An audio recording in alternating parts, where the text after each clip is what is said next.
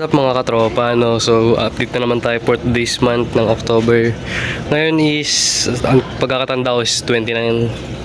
So yun, wala na yung 75 natin doon kasi nilipat na natin dito. Gawin natin grow out tank ng mga marbles natin and mga future nating breeds. So dito lagyan natin yung mga PKBM natin. Ito. Kasi ito dito na pati itong mga female natin na selected. Lagyan na natin dito para mapaganda kaagad natin. So update naman dito sa mga male natin. Ayun, lumalaki na sila. Mga marbles and PKBM. Tapos kung ano yun, nakalimutan ko talaga yung tawag dun. So meron tayong bagong dating na bigay lang sa atin ni Boss Robert Anas galing Balagtas. Yan, PKBM Red Eyes. Napakaganda. So yun, lagyan natin dito, no? Naglagay mo tayo divider para may papaglagyan tayo in the meantime. So yan siya, no? Grabe, ganda, no? Lalo yung male, high dorsal, wide yung finnage. Tapos yung female natin, pagandahin pa natin kasi medyo maliit siya kumpara sa male. Mas mga pang female to. So ayan, i-groom pa natin to para mapadami natin. Salamat nga pala kay Boss Robert Anas. Lagyan natin yung FB dito kasi binigay lang talaga sa atin to. Shipping fee lang sinagot ko. Maraming salamat sa opportunity na magkaroon ng gantong strain, bossing. So update naman dito sa golden zebra natin. Ayan, ito pa rin yung trio natin. Super ganda talaga. Ito na yung one of the favorite na strains ko after nung marble. So bali top 1, top 2, and siguro ito top 2. Ito yung top 3 na natin kasi ganda talaga. Ito naman, ganda ng female. Super short body. As in, wala kang makikitang flaws, no? Kasi sobrang ganda. Para sa akin, wala siyang flaws. Pero kung marunong kayo sumipat ng balloon molly, baka meron. Pero para sa akin, napakaganda niyan. So ito, update naman sa GZ natin galing kay Vent Aquatics. Okay naman din siya. Poging-pogi din. Konting groom pa para mapalaki pa natin. Ito naman yung tricos natin. Ito pinakamaganda dyan. Ito talaga inaantay kong mapajumbo. Tapos hanap tayo ng male niya. Tapos ito yung mga marble nating selected. Grabe ganda. So yun din yung ibang trico. Ito is inaantay ko lang ma-settle tong tank na to. Dito ko muna temporary lalagay. Kasi ito medyo malaki yung body of water na galing sa tubig, gripo lang. So hayaan muna natin mag-cycle yung tubig, no. Kaya pagsalita. So yan.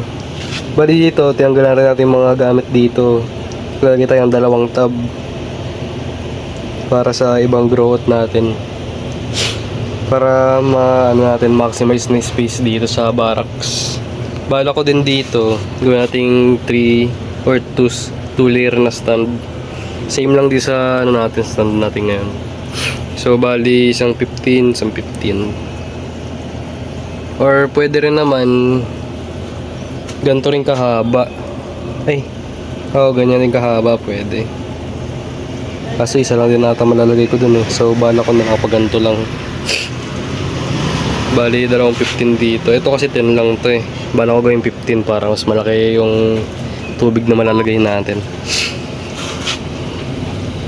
So, update naman dito is buong magdamag ko itong nililinis, no? Pati salamin, nilinis ko na ng malinis. Wala kang makikitang masyadong watermarks. Ito lang banda dito kasi di matanggal ng liha. So, yun. Ito is di ko pinuno hanggang sa linya natin para di masyadong sa tubig. Tsaka wala kasing breeze to eh, kaya medyo nakakatakot. So, pero sa tagal na ginagamit ko tong 75 na to, matibay naman siya. Hindi naman kumakalas. So sana hindi naman kumalas, no. Cut tayo sa kahoy. So update. Ito talaga lumalaki na tong mga to. And marami ring magaganda rito. So baka mag-out ako by November. Mag-out ako bang by November 20. Or baka gawin ko muna ng 3 months para mapalaki kagad natin. So baka by December magpa-out tayo ng mga to. Kasi ang damo ka na tube effects lang yan, tsaka water change, kakayanin yan. So bali FH is may kukuha na nung dalawang to, magkaibang buyer. Yung isa kaswap ko lang sa storage box para mapakinabangan ko rin yung storage box na isuswap niya. Kasi breeding talaga habol ko ngayon eh. Malakas ang ano ngayon, balon molly market. And ayun, namatay na yung paggapi natin, no? Pero pag napalaki natin barracks, balik tayo sa gapi. Panayin natin yung mga ano natin, balon molly, kasi yun na yung marami sa atin eh. So ito, baka bukas pa ako maglagay ng isda. Or baka maglagay ako ng test fish. Pero meron kasi ako dyan na ano eh, GZ na long body, baka yun na lang gamitin ko as test fish, no? Ito siya, hindi pa nalilipat yung 2.5 eh.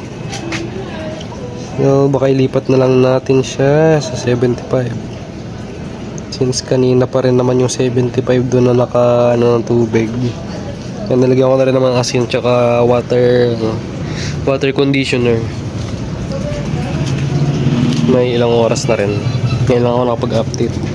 So lagyan natin tong GZ natin para Yes, maganda gabi. Lasing ka na. para ano no, ma-check natin kung goods na to for bukas. Kasi di ko pa alam yung ano namin eh, yung chlorine contents nung gripo. So ito, baka ilagyan natin yung mga PKBM natin or mamaya-maya pa. Kasi bago lang din tong tubig na to eh, no? 100% ko kasi mahirap pa siyang buhatan mag-isa. So bale, dito ko lagay isang storage box. Malaki yun eh. Siguro ganito kalaki. Mga ilang liters din yan, 55 ata. Or 65. Ang alam ko 65 kasi mas malaki siya dito sa tab natin na 55. So update naman dito sa 24K Classic natin. Yun, pogi pa rin. Gaganda.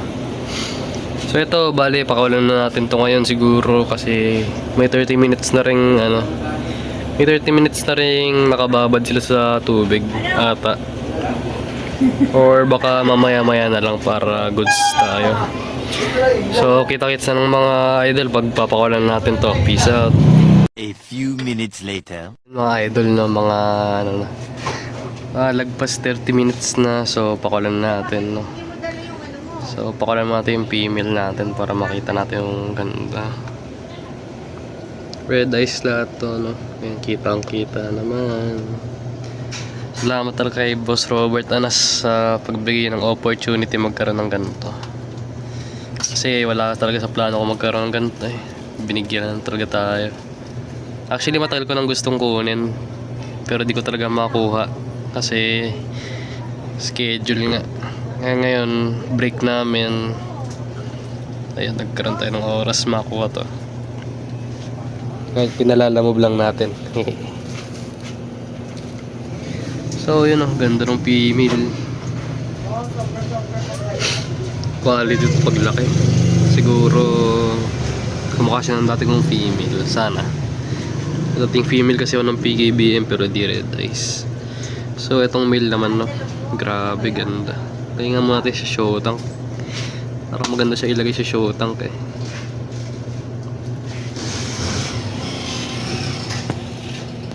Saan ba yung show tank natin? Nawala. Wait lang mga idol, no. Itong show tank lang na to.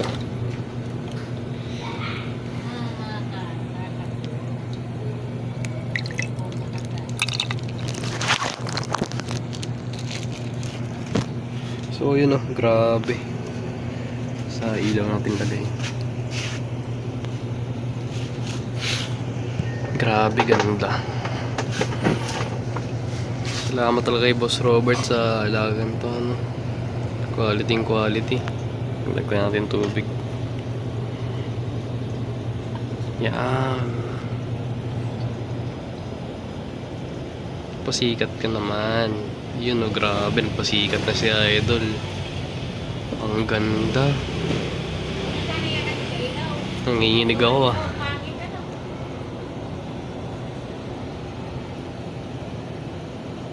So yan oh. Nakakuha na tayong picture and lagyan natin siya sa tank.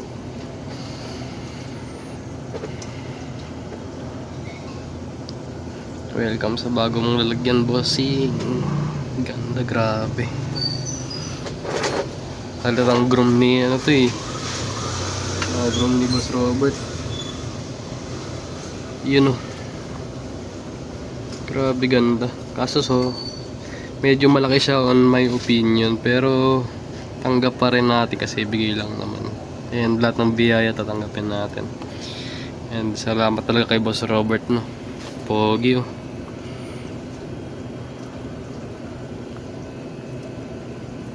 Actually meron pa siyang isang ano dito strain sa akin eh. Pero di sa kanya mismo galing sa pet shop na lang binabag sa kanya ng mga ano niya, mga marbles. May halo siya ditong marble eh. Yung maliliit, medyo maliliit. Ito. Yung tatlong maliliit na yan. Meron pa dito yung mga 5 yan. Kasi nabenta ko na iba. So grabe talaga, ganda. Pogi. So ayan, nalagyan natin tube pick siya. Tapos baka di mo natin siya pakainin ng siguro one day para makapag-settle lang sila, no. So yun lang naman for today's update, mga boss idol, no. Maraming salamat sa panonood. Peace out.